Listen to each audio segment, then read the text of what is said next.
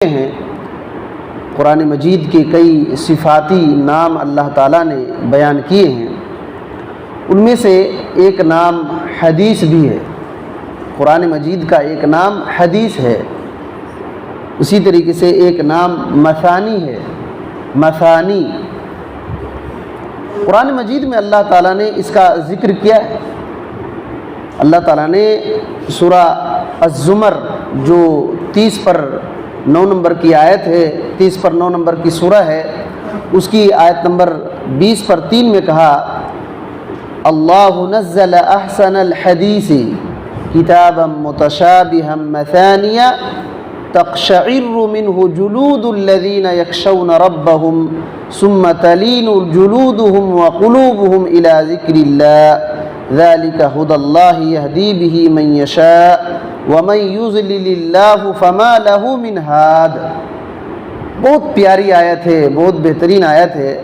اللہ سبحانہ و تعالیٰ فرماتا ہے کہ اللہ تعالیٰ نے احسن الحدیث نازل کیا، یعنی سب سے بہترین کلام۔ حدیث بولے تو کلام، بات، تو اللہ تعالیٰ نے سب سے بہترین کلام نازل کیا ہے، اور جو ایسی کتاب ہے کہ آپس میں ملتی جلتی ہے، آپس میں ملتی جلتی ہے اور بار بار دہرائی جاتی ہے۔ مثانی کا مطلب ہے بار بار دہرائی جانے والی کتاب۔ تو اللہ تعالیٰ نے کہا اس سے کیا ہوتا ہے؟ فرمایا کہ جس سے ان لوگوں کے رونگٹے کھڑے ہو جاتے ہیں، ان لوگوں کے رونگٹے کھڑے ہو جاتے ہیں جو اپنے رب کا خوف اور ڈر رکھتے ہیں۔ یہ ایسی کتاب ہے کہ اس کو سن کر کے جن کے دلوں میں اللہ کا ڈر ہے، خوف ہے، ان کے رونگٹے، جسم کے جو بال ہوتے ہیں نا، ان کے کھڑے ہو جاتے ہیں، رونگٹے کھڑے ہو جاتے ہیں۔ آخر میں ان کے جسم اور دل اللہ کے ذکر کی طرف نرم ہو جاتے ہیں، مائل ہو جاتے ہیں۔ یہ ہے اللہ کی ہدایت، جسے اللہ تعالیٰ جس کو چاہتا ہے دکھا دیتا ہے، اور جسے اللہ تعالیٰ ہی گمراہ کر دے اس کو کوئی ہدایت دینے والا نہیں ہے۔ یہ آیت کریمہ کا مفہومی ترجمہ ہوا۔ اس آیت کریمہ میں اللہ تعالیٰ نے قرآن مجید کو احسن الحدیث کہا، حدیث، اور دوسرا کتاب کہا، تیسرا متشابہہ کہا، اور چوتھا مثانی کہا۔ یہ سب قرآن مجید کے صفاتی نام ہیں، قرآن مجید کے صفاتی نام ہے۔ تو ایک نام قرآن مجید کا حدیث بھی ہے، حدیث بھی ہے۔ اللہ کے نبی صلی اللہ علیہ وسلم نے ایک حدیث میں فرمایا، جو صحیح مسلم کی حدیث ہے، حدیث کا ٹکڑا ہے، فَإِنَّ خَيْرَ الْحَدِيثِ کتاب اللہ۔ ہم لوگ جمعہ میں سنتے ہیں نا، فَإِنَّ خَيْرَ الْحَدِيثِ کتاب اللہ۔ سب سے بہترین حدیث، حدیث بولے تو بات، سب سے بہترین بات اللہ کی ہے، اور سب سے بہترین طریقہ محمد رسول اللہ صلی اللہ علیہ وسلم کا ہے۔ تو دیکھیے، محمد صلی اللہ علیہ وسلم کی بات کو بھی حدیث کہتے ہیں، محمد صلی اللہ علیہ وسلم کی بات کو بھی حدیث کہتے ہیں، اور قرآن کو بھی اللہ نے خود حدیث کہا ہے۔ اسی وجہ سے اہل لگا دیجئے، اسی وجہ سے یہ بات آتی ہے اہل الحدیث، بولے تو حدیث اور قرآن والے، حدیث قرآن پر عمل کرنے والے، تو یہ مطلب ہوتا ہے۔ بہرحال تو ایک نام یہاں متشابہہ، متشابہہ کا مطلب ہوتا ہے کہ ملتی جلتی۔ اس کے بارے میں ابن کثیر رحمۃ اللہ علیہ نے قتادہ رحمۃ اللہ علیہ کا قول ذکر کیا کہ قرآن مجید کی ایک آیت دوسری آیت سے ملتی جلتی ہے، ایک حروف دوسرے حروف سے ملتے جلتے ہیں۔ اسی وجہ سے دیکھیں گے کہ قرآن پڑھیے تو بار بار یا ایھا الذین آمنوا، یا ایھا الناس، اس طریقے سے بار بار آئے، بہت بار بار، کئی بار آئے، تو ملتی جلتی آیتیں، اسی وجہ سے اس کو متشابہ کہا گیا ہے، متشابہ کہا گیا ہے۔ اور اللہ تعالیٰ نے اس کو مثانی کہا، مثانی بولے تو بار بار دہرائی جانے والی کتاب۔ اس کا کیا مطلب ہوتا ہے؟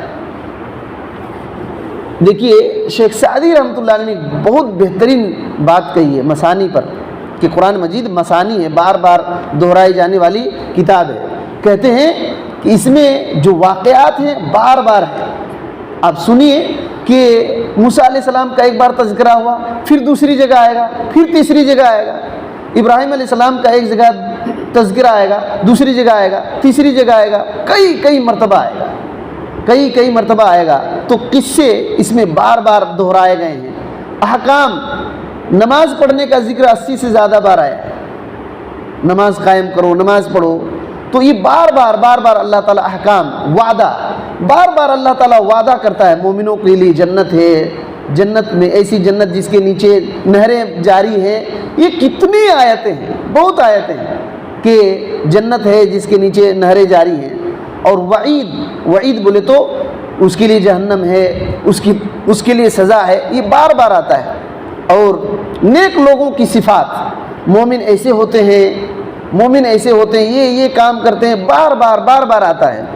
اسی طریقے سے جہنمی لوگ جو اہل شر ہیں، ان کے بارے میں بار بار یہ آتا ہے کہ منافق ایسے ہوتے ہیں، یہ ایسے ہوتے ہیں، بار بار آتا ہے۔ تو اللہ رب العالمین نے اپنے نام کو بھی بار بار ذکر کیا ہے، اپنے نام کو بھی بار بار ذکر کیا ہے کہ اللہ تعالیٰ علیم ہے، اللہ قدیر ہے، اللہ سمیع ہے، اللہ بصیر ہے۔ بار بار اللہ تعالیٰ نے تذکرہ کیا ہے اپنے نام کو، اپنی صفات کو۔ ایسا کیوں کیا جانتے ہیں؟ شیخ سعدی رحمۃ اللہ علیہ کہتے ہیں کہ دیکھیے، اللہ تعالیٰ نے بار بار ایک ہی طرح سے باتیں کیا ہے۔ اللہ جانتا ہے کہ بندے اس کے محتاج ہیں، اللہ تعالیٰ جانتا ہے کہ بندے اس کے محتاج ہیں، بار بار بولنے کے محتاج ہیں۔ اور ایک مثال دیے ہیں، کہتے ہیں کہ قرآن مجید کی یہ سب باتیں پانی کی طرح ہے، دلوں کے لیے پانی کی طرح ہے۔ جس طریقے سے کوئی جھاڑ لگا دیجئے اور پانی لگاتار بار بار صبح ڈالتے رہیے تو جھاڑ ہرا بھرا ہوتا ہے، اس کے بہترین پھل آنے لگتے ہیں اور سوکھتا نہیں ہے، بہترین ہو جاتا ہے۔ لیکن پانی دینا چھوڑ دیجئے، یا تو ایک دن پورا ڈال دیجئے اور بعد میں کبھی مت ڈالیے، تو کیا ہوگا؟ وہ جھاڑ خراب ہو جائے گا، یا تو سوکھ جائے گا، اس کے پتے صحیح نہیں ہوں گے، پھل نہیں آئیں گے، بیکار ہو جائے گا۔ تو شیخ سعدی رحمۃ اللہ علیہ کہتے ہیں کہ یہی حال ہے دلوں کا، مومن بندوں کے دلوں کا یہ حال ہے۔ اس کو بار بار تذکرہ کرنا پڑتا ہے، بار بار ان کو یاد دلانا پڑتا ہے۔ تو یہ باتیں ہیں۔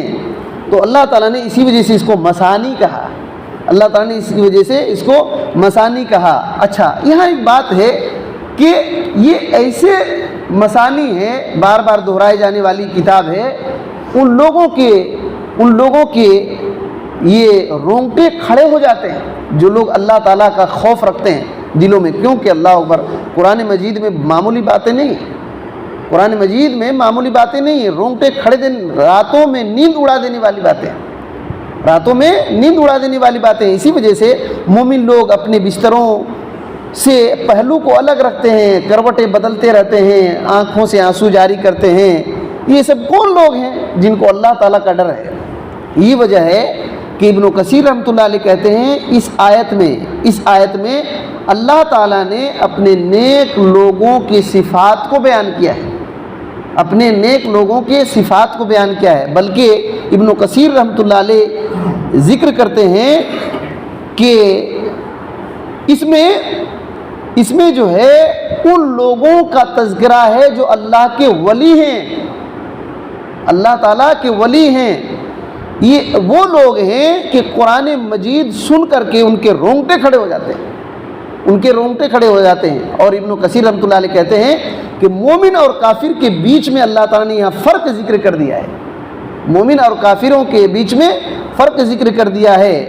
اور مومن جب تلاوت سنتا ہے تو اس کے رونگٹے کھڑے ہو جاتے ہیں، لیکن کافر ایسا نہیں کرتا، سنتا ہی نہیں ہے۔ نبی صلی اللہ علیہ وسلم کے زمانے میں قرآن سن کر سیٹی بجاتے تھے، ہلہ کرتے تھے، لیکن مومن کے دل کانپ جاتے تھے، آنکھوں سے آنسو جاری ہو جاتے تھے۔ کیوں؟ ابن کثیر رحمۃ اللہ علیہ کہتے ہیں کہ اللہ رب العالمین کی آیتوں کے ادب سے، اللہ کے ڈر سے، اللہ کی امید سے، اللہ کی محبت سے، اور ان باتوں کو سمجھ سے، اور ان کے پاس علم آ جانے کی وجہ سے ان کے رونگٹے کھڑے ہو جاتے ہیں۔ ان کے رونگٹے کھڑے ہو جاتے ہیں۔ اس کے مقابلے میں جو لوگ گانے سن کر کے لذت لیتے ہیں وہ ایسا نہیں ہے، مومنوں کی طرح نہیں ہے، مومنوں کی طرح نہیں ہے۔ اسی وجہ سے اس میں یہ بات ہے کہ اس میں اللہ تعالیٰ کے اولیاء کا تذکرہ ہے، ان کے رونگٹے کھڑے ہو جاتے ہیں، آنکھوں سے آنسو جاری ہوتے ہیں، دل اطمینان ہوتا ہے، اللہ تعالیٰ کی طرف ان کا دل جھک جاتا ہے، ذکر و اذکار کرتے ہیں اور کہتے ہیں انما ھذا فی اہل البدع، بدعتی لوگوں کو ایسا نہیں ہوتا۔ ابن کثیر رحمۃ اللہ علیہ نے قتادہ رحمۃ اللہ علیہ کا یہ قول نقل کیا کہ بدعتی لوگ بھنگڑے ڈالنا، ناچنا، گانا بجانا ان کو اچھا لگتا ہے، لیکن ایک مومن قرآن مجید کو سن کر کے وہ خوش ہوتا ہے، ان کے دل نرم ہوتے ہیں۔ اور کہتے ہیں بدعتی لوگ کس سے؟ ھذا من شیطان، شیطانی چیزوں سے وہ خوش ہوتے ہیں، اور کافر مشرک باجے گاجے سے خوش ہوتے ہیں۔ ہم کو چاہیے کہ دیکھیے یہ سب سے بہترین باتیں قرآن مجید کی، اور بار بار دہرانے والی کتاب ہے۔